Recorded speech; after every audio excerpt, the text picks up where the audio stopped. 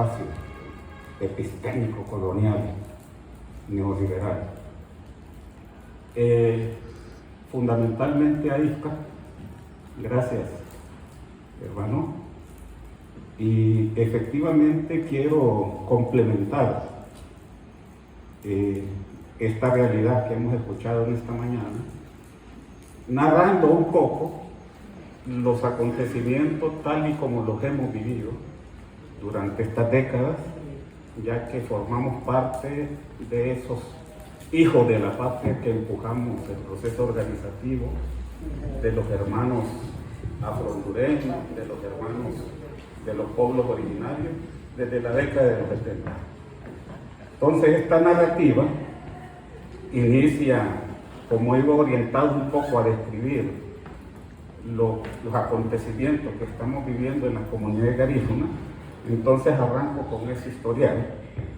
La llegada de la etnia garífuna a Honduras desde el 12 de abril de 1797. Como ustedes verán, esa época es antes de la independencia de Honduras, antes de que el Estado Nacional surgiera como tal. En ese proceso, la contribución de la nación garífuna, le llamamos así nación garífuna porque estamos diseminados por todo el litoral atlántico, y como nacimos también en San Vicente, Martinica, entonces esa conformación de varios estados los hemos nosotros aglomerado para autodeterminarnos primero como nación y luego como una población eminentemente cultural.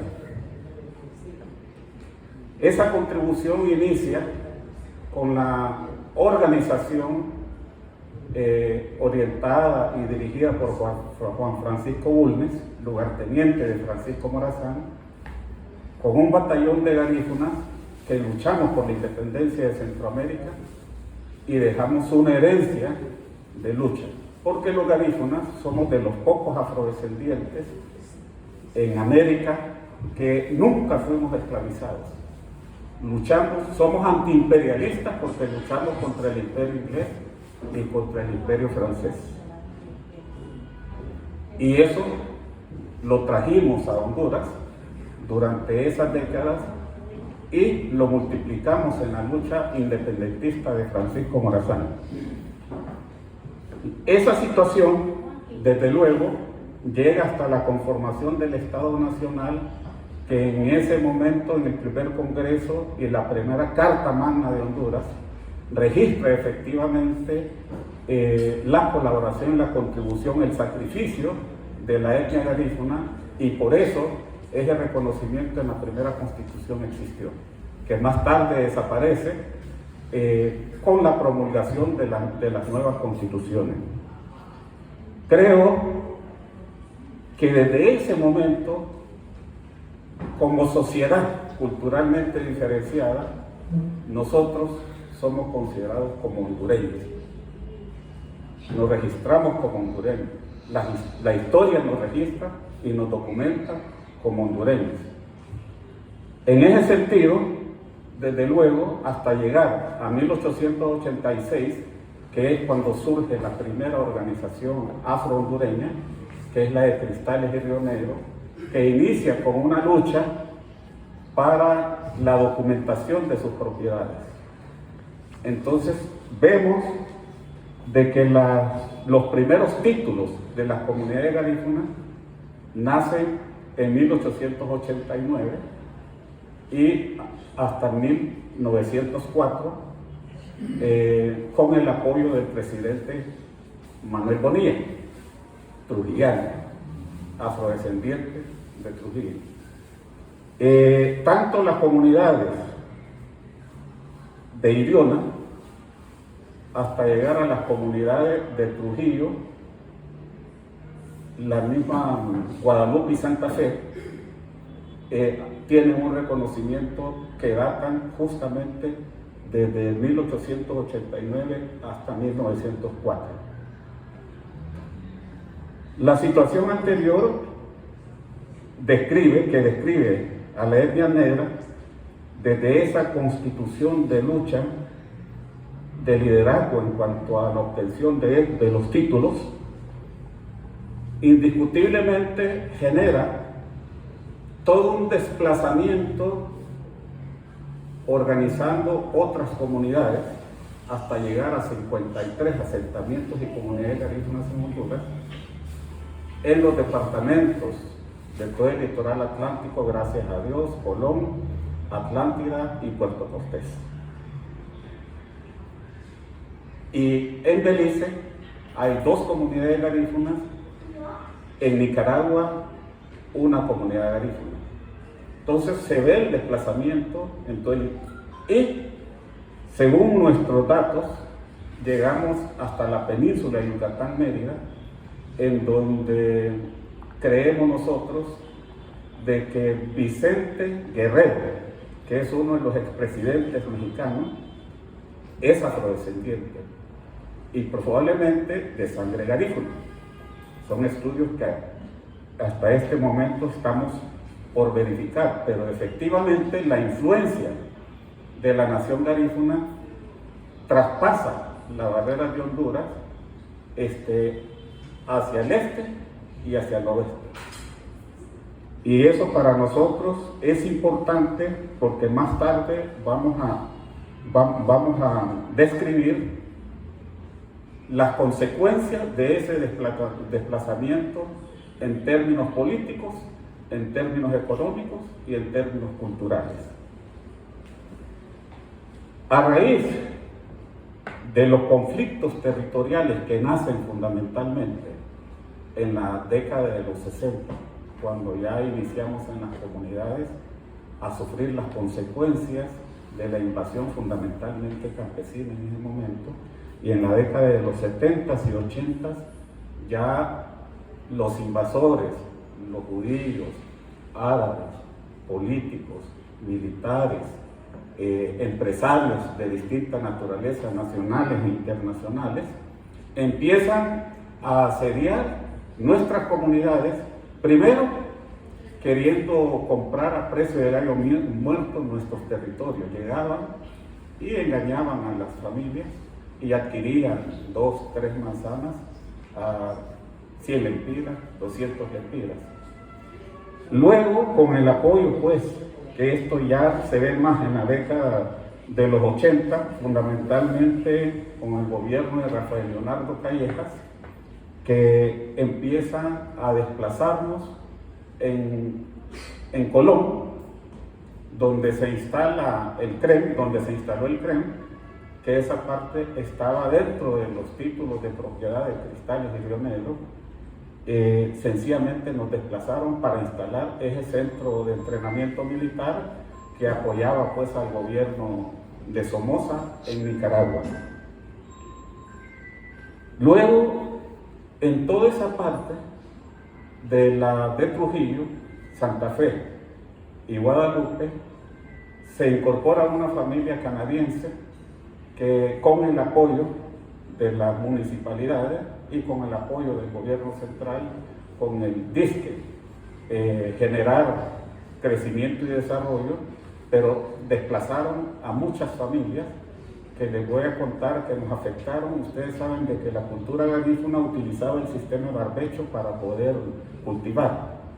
Utiliza estas parcelas y luego la dejan, cuando ya sintieron que se agotó, la dejan descansar biológicamente y empiezan a utilizar otras parcelas. Resulta que cuando ya regresamos a la parcela recuperada, ya estaba con alambre, ya estaba cercada y ya los dueños eran otros. Así, con el estudio que realizamos en 1987, encontramos de que las comunidades garífunas habían perdido el 67% de su tenencia ancestral. En ese momento, desde luego, ya el 89, yo era desde el 80 al 87, formábamos pues parte de la Junta Directiva de la Organización Fraternal Negro Hondureña, y en 90 fui elegido presidente, pero técnicamente trabajaba en el Consejo Superior de Planificación Económica que he sido en Honduras el único negro a nivel del Consejo Superior de Planificación Económica, desde donde impulsábamos, desde luego, lo primero. El proceso organizativo de los pueblos originarios y negros en Honduras lo impulsamos, desde ahí empezamos a favorecer lo que es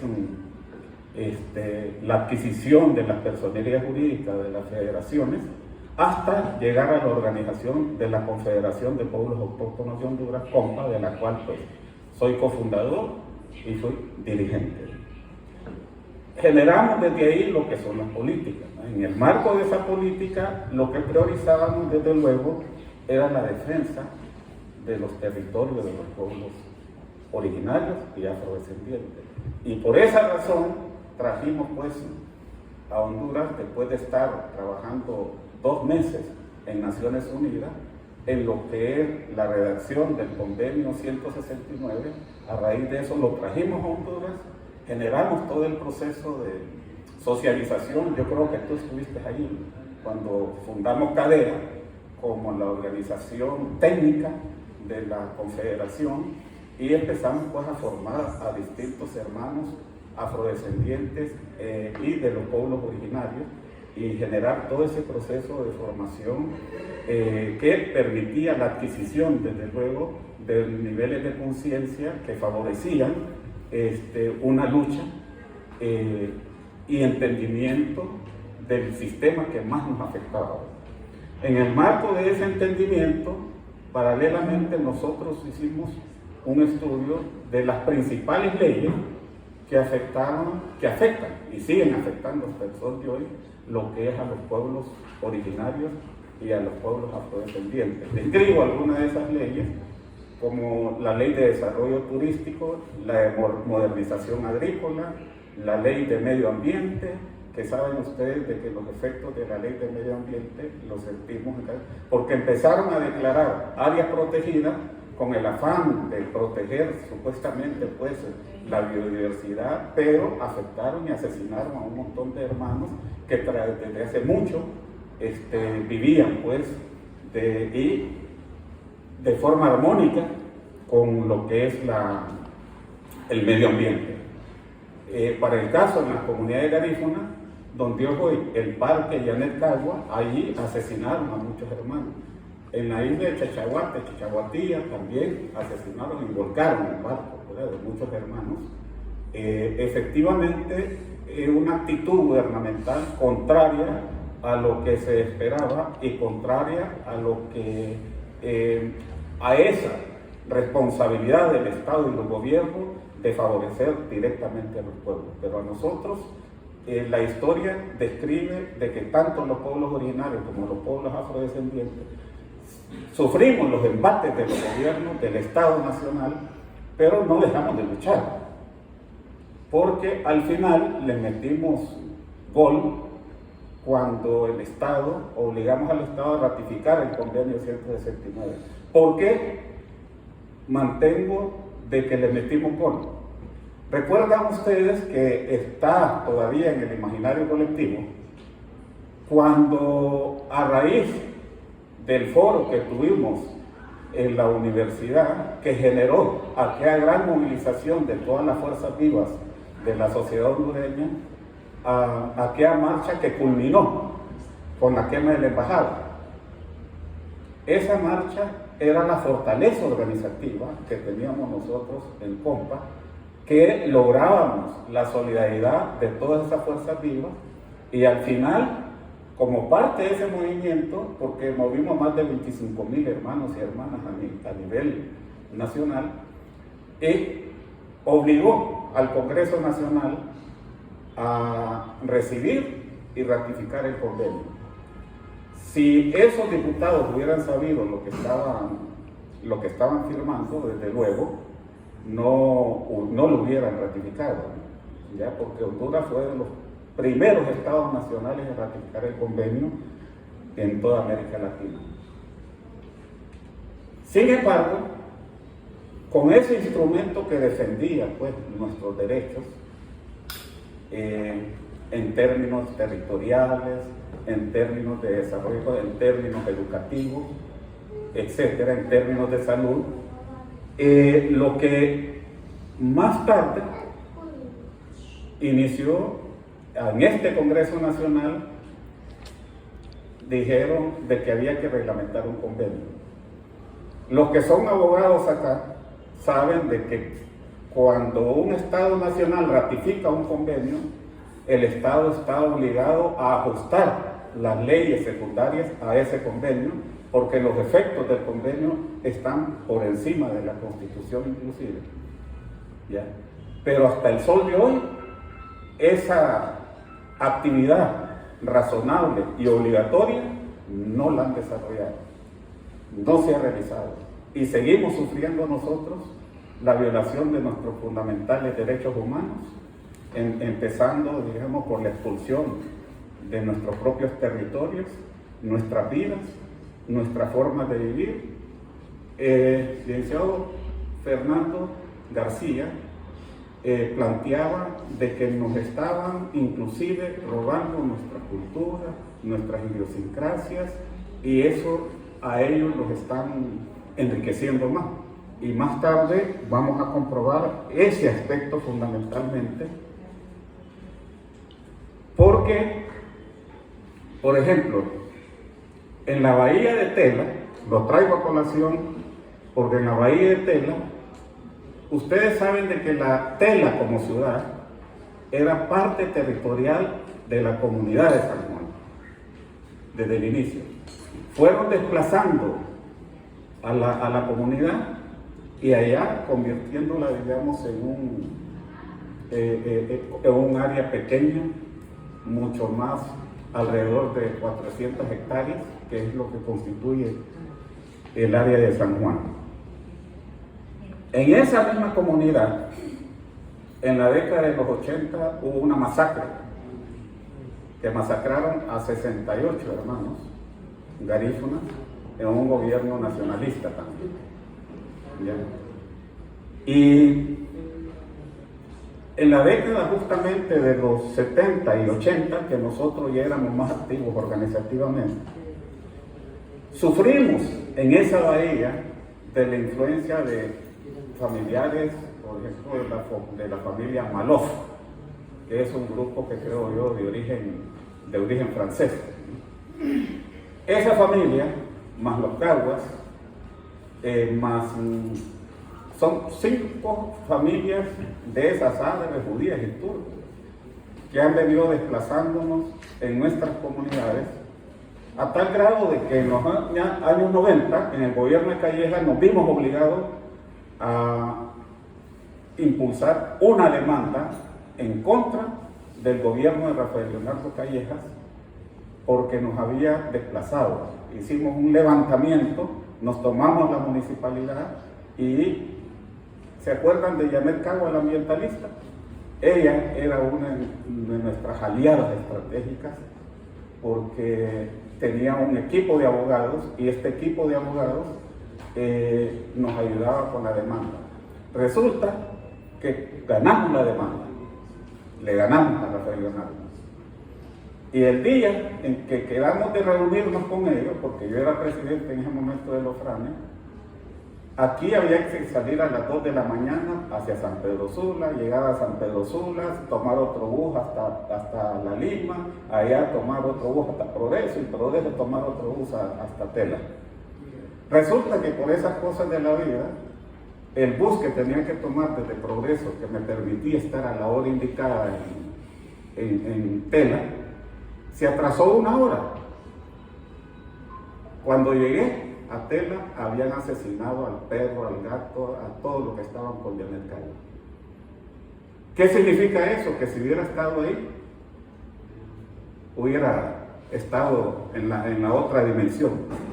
Pero lo traigo a colación porque es probablemente de los primeros efectos directos de la intención de exterminar, de perseguir y asesinar en forma directa a los defensores territoriales, ¿no? Todos sabemos de que todos los líderes alrededor, lo que Miriam Miranda, aún Gregoria Flores, ¿verdad?, que fue tiroteada en la selva, tuvo que verse obligada a emigrar, pues vive ahora en Estados Unidos.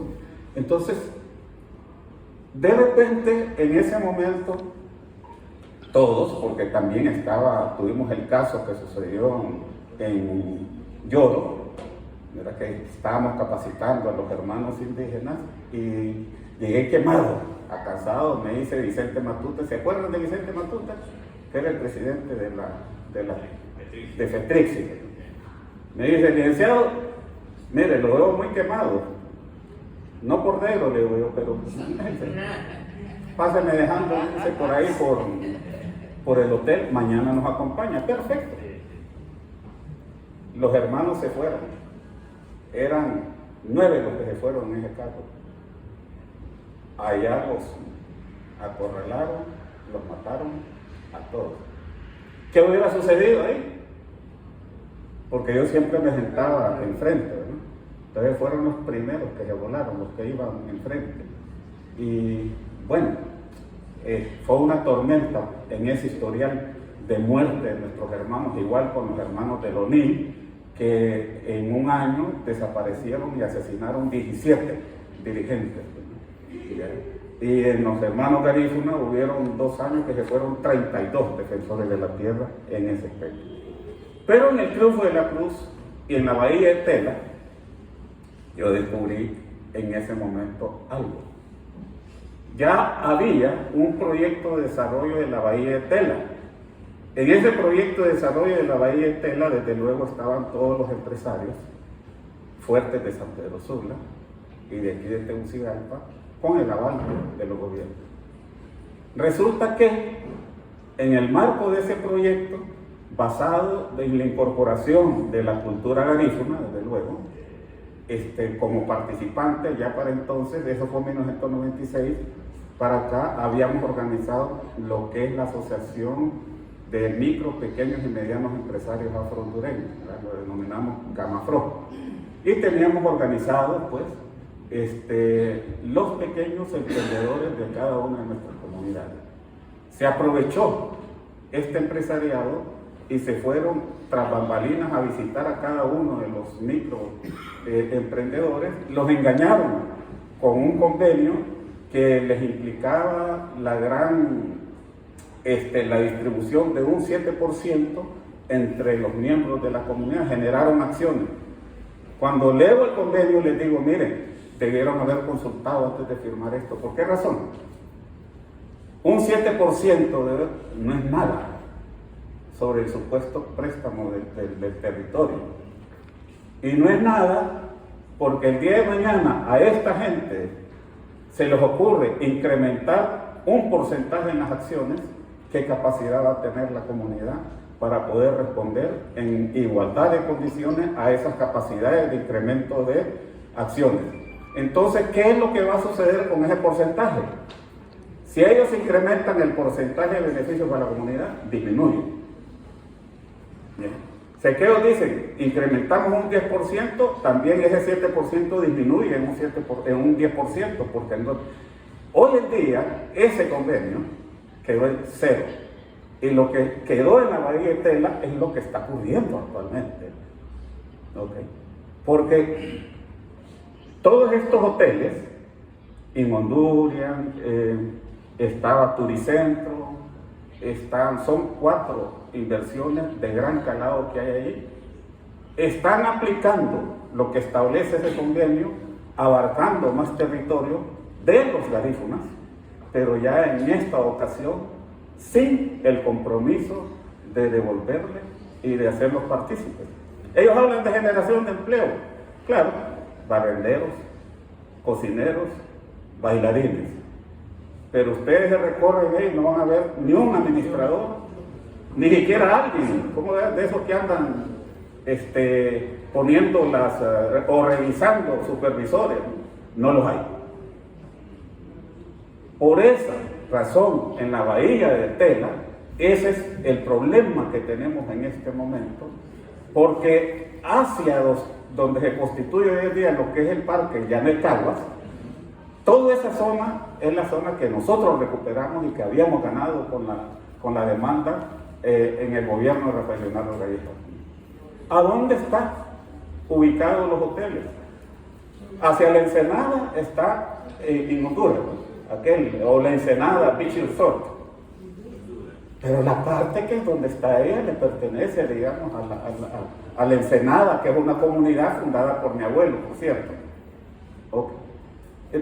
Si vemos la distribución, y es más, traigo a colación un recuerdo que hice cuando era presidente, secretario general de Afroamérica 21, que es la primera red continental de afrodescendientes que organizamos. Fui miembro del Consejo Consultivo del Banco Interamericano de Desarrollo en representación de Afroamérica. Y en una reunión del Consejo Consultivo realizado en Brasil, estaba platicando con el presidente del banco y se va a meter Jaime Rosenthal Oliva a ofrecer un proyecto de 400 millones de dólares. ¿Y saben qué?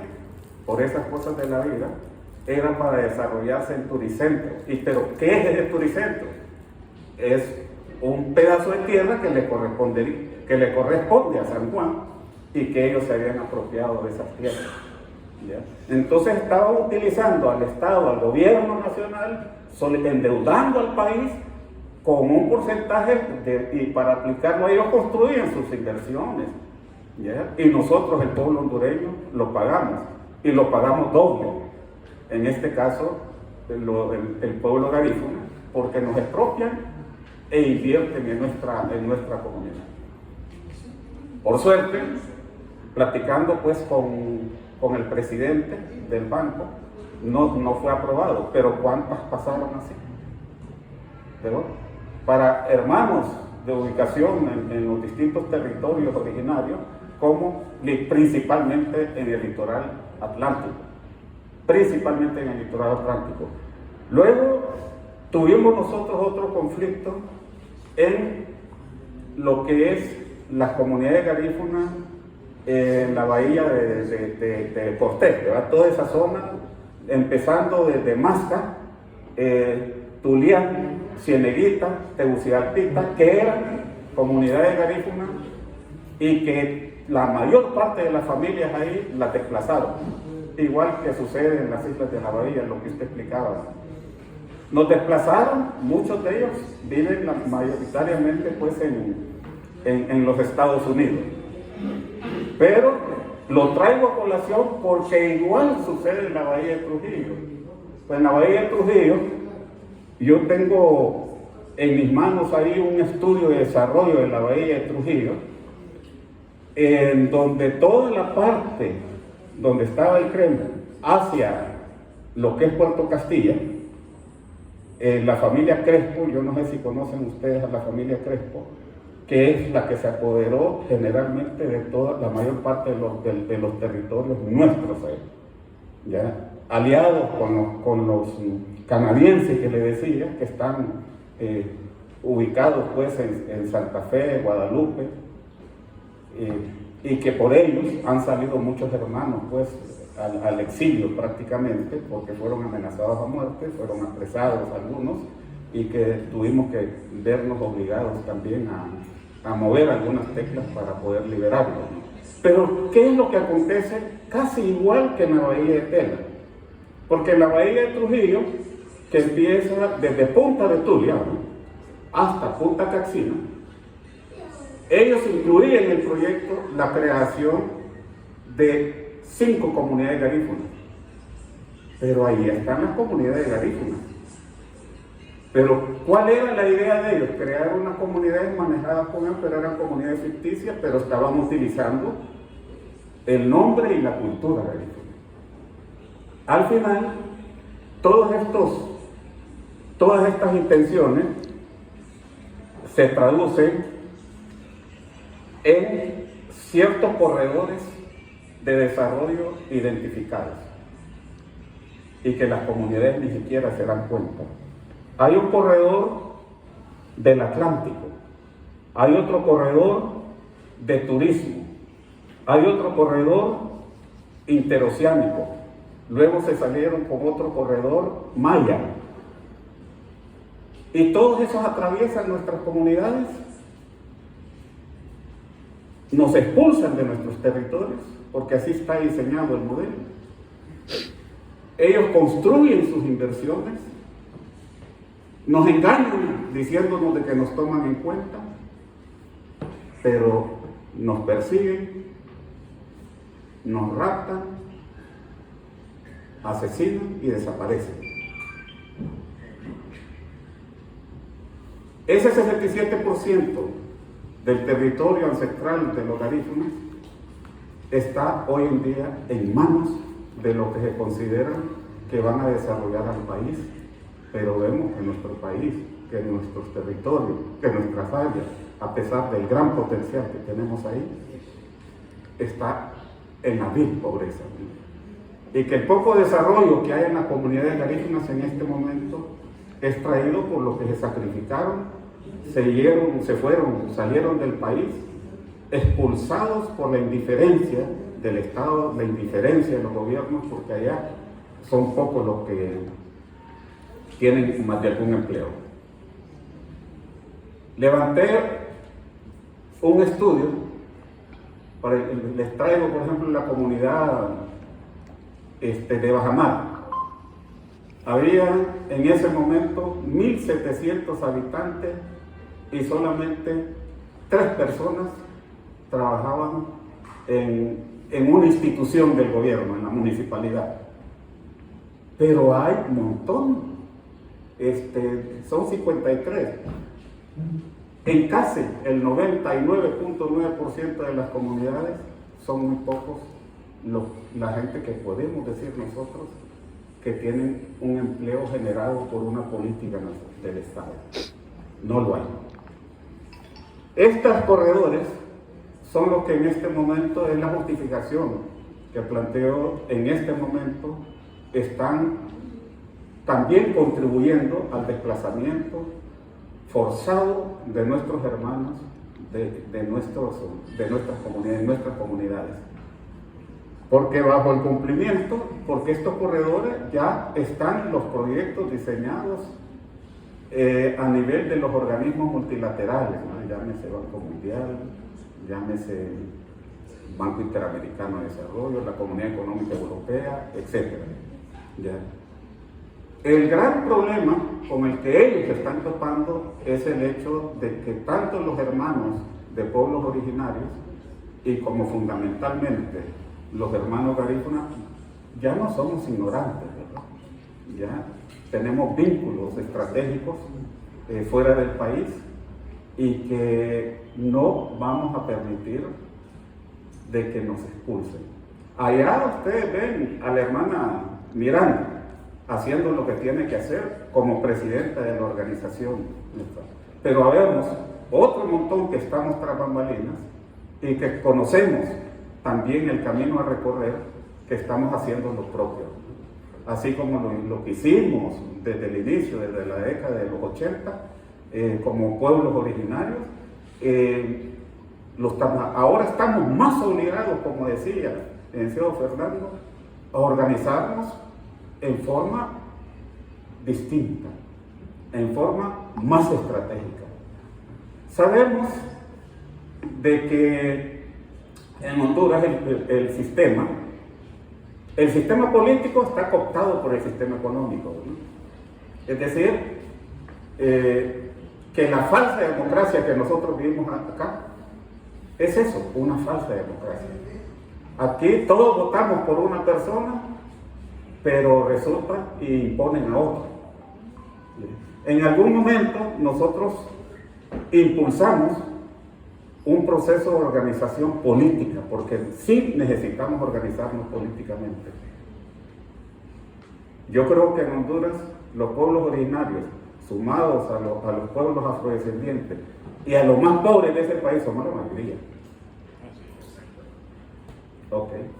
Y yo creo que con una buena estrategia, con un buen proceso de formación de líderes en términos políticos, nosotros podemos poner a temblar a esas oligarquías, porque ellos invierten y todo esto, la mayor parte de diputados que están ahí son puestos por ellos y no por el pueblo.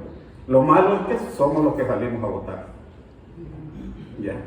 Yo creo que esa situación tenemos que obligadamente cambiarla. Uno de los aspectos estratégicos que en este momento nosotros también tenemos que seguir es el hecho que, basado en lo que está ocurriendo con los territorios del pueblo garífuna, que no solamente es el pueblo garífuna, sino que el pueblo afrodescendiente, podemos llamar, porque lo que acontece en las Islas de la Bahía es más cruel todavía. Es más cruel porque lo que es la corona inglesa dejó a las familias con sus títulos en Islas de la Bahía, pero a muchos los han asesinado, los han expulsado, los obligaron a vender sus tierras, ¿verdad? Lo que aconteció en la comunidad garífuna nuestra allá, que no nos dejamos, pero sí expulsaron también a algunos dirigentes, a algunos defensores.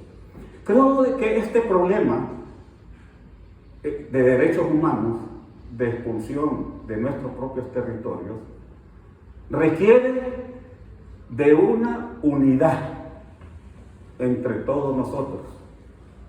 Si no nos unimos para defender nuestros territorios y actuamos de manera pacífica, créanlo que no les vamos a dejar nada a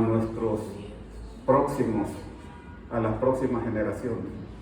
Traigo a colación una frase que nuestro hermano Vicente Matute y planteábamos nosotros en las reuniones de la compa. La tierra es como la madre, no se vende ni se regala, se protege, se lucha por ella, porque tal como se manifestaba en el Popol Vuh, que lo traía también a colación nuestro hermano licenciado Fernando García, perdón.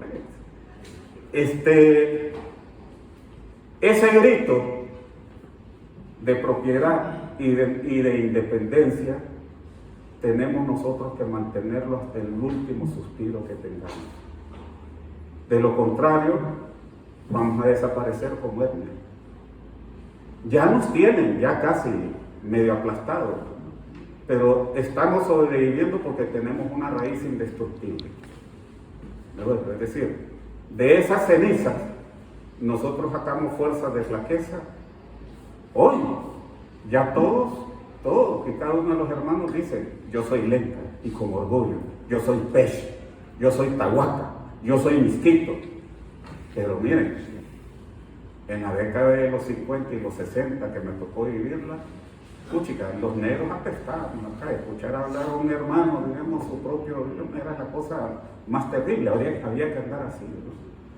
Pero hoy tenemos esa frente en alto porque somos resistencia pura. No, de medio. Y no me queda la menor duda de que el pueblo hondureño, óiganlo bien, el pueblo hondureño es el que nos va a agradecer esta lucha. Ahorita nosotros estamos poniendo el pecho, estamos poniendo la cara. Porque la próxima estrategia que tengamos en nuestros propios territorios tienen que ser con proyectos diseñados por nosotros mismos. Ya no debemos confiar en esos inversionistas que lo único que vienen, lo traigo a colación, diseñé un proyecto porque una de mis especialidades es en planificación del desarrollo y en preparación y evaluación de proyectos. Cuando teníamos el problema entre Triunfo de la Cruz y La Ensenada, ahí donde instalaron Telatiza, una fábrica ahí, en un terreno que es de la familia Yui, que nosotros como FRAME luchamos por protegerlo. Él le alquiló a alguien, a los Malof, un pedazo de tierra que daba entre la Laguna Negra a esa bonita playa que tiene La Ensenada. Los Malof documentaron a favor de ellos el pedazo de tierra. Y nosotros, la organización y el pueblo, todas las comunidades de la Bahía de Tela, nos fuimos y nos tomamos la municipalidad. Y cerramos esa fábrica de tela tinza porque además estaba desfigurando. Ya no se decía, vamos a La Ensenada o vamos al Cuba, sino que vamos a las playas de tela tinza. Ya nos habían robado lo que es nuestra propia identidad. Hasta el sol de hoy está cerrada, pero en ese momento curaban en la Laguna Negra la madera y matándole toda su biodiversidad a esa laguna, ¿no? ¿Ya? Diseñamos un proyecto de desarrollo turístico, vinieron los italianos, nos iban a financiar los 8 millones. Veníamos aquí a lo que era, no era finanzas antes, ¿cómo se llamaba? Hacienda y crédito. Hacienda y crédito. ¿Qué creen que pasó ahí? Cuando vieron que había plata disponible por parte de los italianos, vinieron los picarillos que les tocaba en ese momento tomar determinación.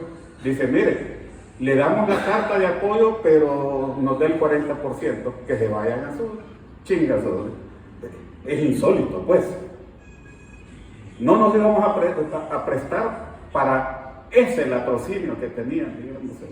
En vez de decirnos, pucha, qué bueno que esta organización de pueblos originarios, de pueblos afrodescendientes, está contribuyendo a traer recursos al país.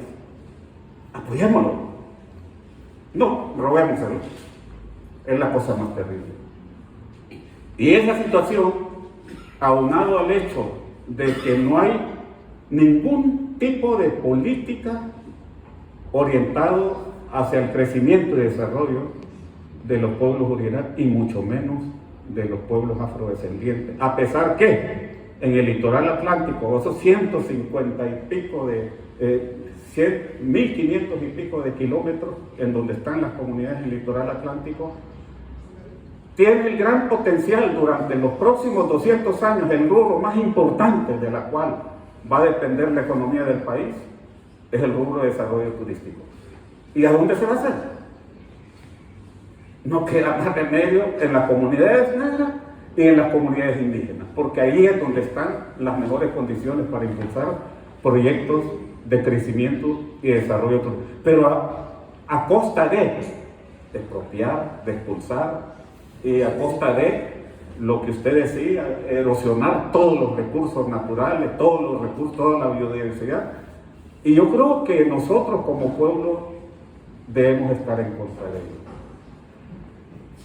Creo que debemos estar en contra de ello porque nosotros somos los primeros defensores reales de la territorialidad hondureña. Los otros dicen que la defienden, ¿verdad? Pero ya la muestra nos ha planteado de que lo descuartizan y lo venden al mejor postor. Bueno, me quedo aquí. Les agradezco muchísimo, espero pues que haya sido de entendimiento.